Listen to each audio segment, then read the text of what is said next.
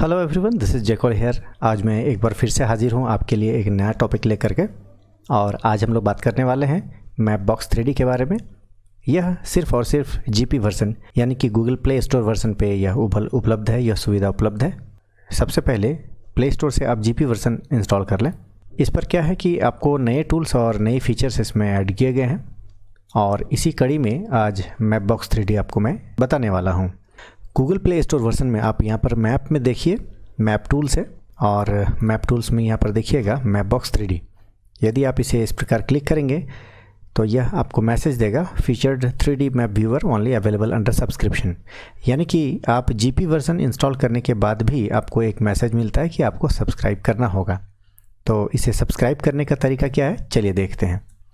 यहाँ पर मैपबॉक्स को सब्सक्राइब करने के लिए आपको जाना होगा स्विच मैप में और ऑनलाइन सेक्शन में ही आप देखिएगा राइट हैंड साइड में यह जो आइकन बना हुआ है, यह अन्य मैप के बारे में आपको जो पेड वर्जन मैप होते हैं उसके लिए यहाँ पर विकल्प दिया गया है। इसे क्लिक कीजिए और नीचे ऑप्शंस बने हुए इस पर जाइए।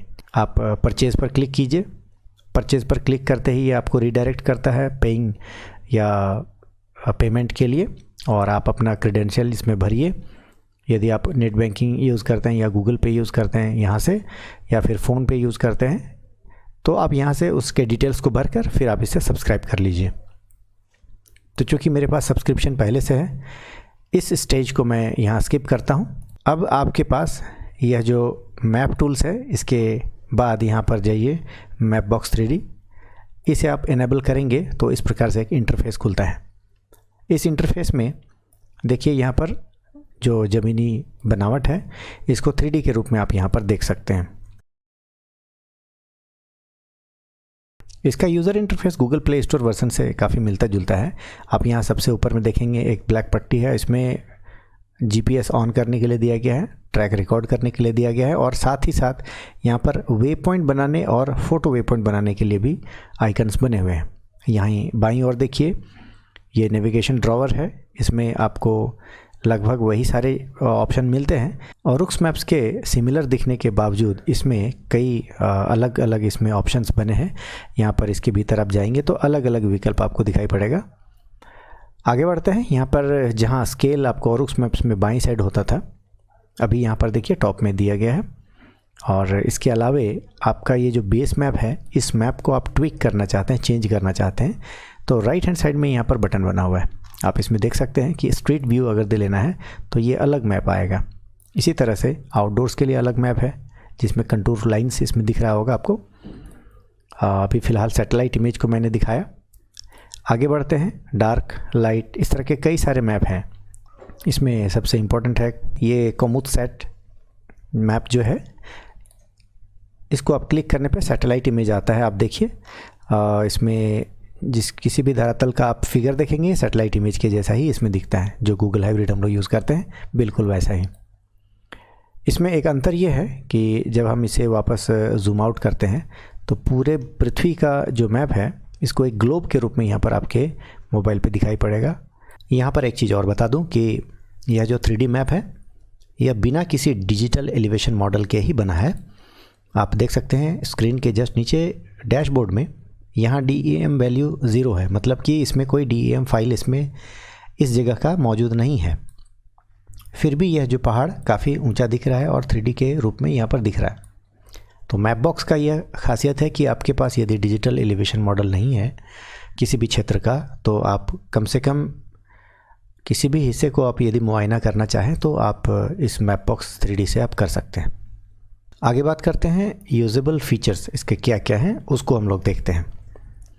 यूजेबल फीचर्स में सबसे पहला जो पार्ट है वो है रूट को यह प्ले करता है। चलिए देखते हैं, इसको समझते हैं। रूट को कैसे प्ले करना है, तो सबसे पहले तो आपको रूट एक ले लेना चाहिए, मैनेज ट्रैक और रूट्स। इसे आप ले आएँ मैप एरिया में। मैप एरिया में लाने के बाद मैपबॉक्स 3D आप इसे सेलेक्ट करेंगे। मैप में जाइए, मैप टूल्स में जाइए और इसके बाद मैपबॉक्स 3D इसे सेलेक्ट करना है।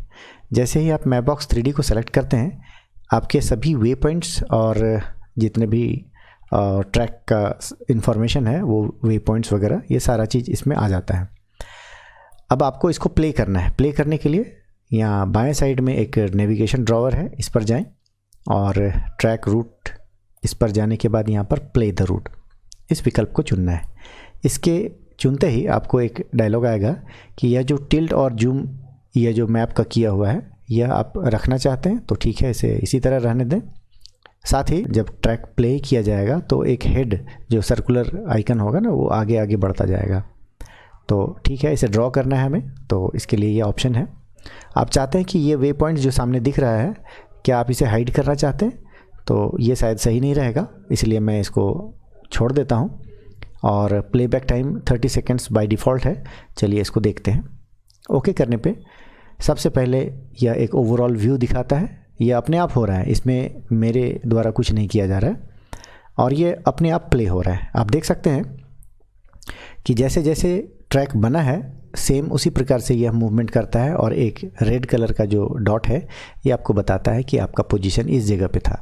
यह पूरे ट्रैक को इस प्रकार से ये एनिमेट करके बताता है।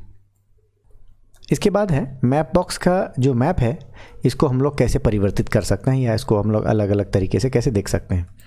इसी क्षेत्र को हम लोग एक्सप्लोर यदि करते हैं तो चलिए मैप बॉक्स 3D का एक यहाँ बटन मैंने बना दिया है, इसको डायरेक्ट हम लोग यहाँ से ले सकते हैं। ये आ गए मैप बॉक्स 3D में और इस एरिया को आप देख सकते हैं। यदि हम इसके बेस मैप को चेंज करना चाहें तो यहाँ पर यह जो आइकन है इसे क्लिक कीजिए।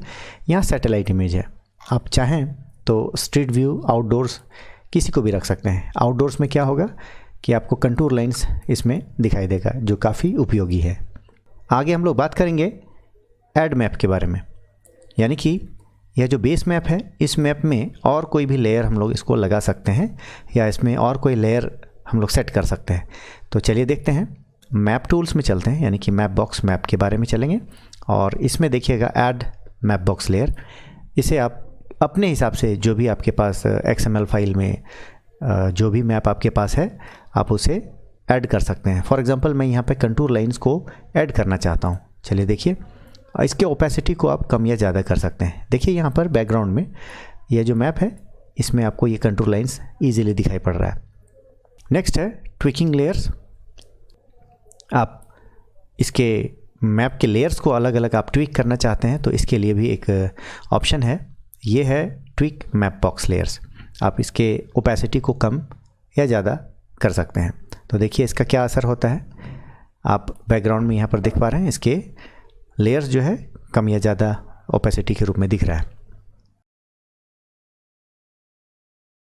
कंक्लूज़न में ये 4 पॉइंट मैं कवर करूँगा कि मैप बॉक्स किन के लिए है। एमेच्योर के लिए थोड़ा सा लग सकता है कि ये मैं 800 रुपये प्रति वर्ष इसको क्यों दूँ, इसकी क्या उपयोगिता है किसी परिचालन के दौरान। तो मेरा बस यही इसका जवाब रहेगा कि अमेचर्स के लिए ये नहीं है। दूसरा पार्ट है कि मुझे इसका यह बड़ा अच्छा लगा कि इसमें DEM नहीं है और फिर भी यह 3D के रूप में आपको दिखा रहा है, तो यह एक बहुत अच्छी बात है। इसमें सबसे अच्छी बात यह लगी कि आप कई सारे लेयर्स को आप इसमें आप ट्विक कर सकते हैं और आप अपने मैप को अलग तरीके से दिखला सकते हैं। हमें एक इसका ड्रॉबैक यह समझ में आया है कि यह जो ट्रैक का जो प्लेइंग जो टाइम है यह time according to their original time ये नहीं है। मतलब कि आप जब 5 मिनट का ब्रेक लेते हैं या 10 मिनट का ब्रेक लेते हैं कहीं पर, तो यह ब्रेक आपको दिखाई नहीं पड़ता है इस परिचालन के दौरान, यानी कि यह जो एनिमेशन प्ले हो रहा है। तो जैसे मैंने यहाँ पर 5 मिनट का ब्रेक लगाया था, तो इस 5 मिनट के दौरान यहाँ पर कुछ देर के लिए यहाँ पर कर्सर पॉज होना चाहिए था, पर यह यहाँ पर पॉज नहीं हुआ, सीधा यह बढ़ता गया। तो इससे पता नहीं चल पाता है कि एग्जैक्टली यह ट्रैक रिकॉर्डिंग जो हुई है यह किस प्रकार से हुई है। कोई भी व्यक्ति इस ट्रैक को रिकॉर्ड करने के दौरान कितनी बार कहाँ रुका है या कब स्पीड बढ़ा है यह नहीं पता चलता। तो ये था मैप बॉक्स के बारे में आज का छोटा सा ट्यूटोरियल। आई थिंक आपको पसंद आया होगा। पूरी वीडियो देखने के लिए बहुत बहुत धन्यवाद।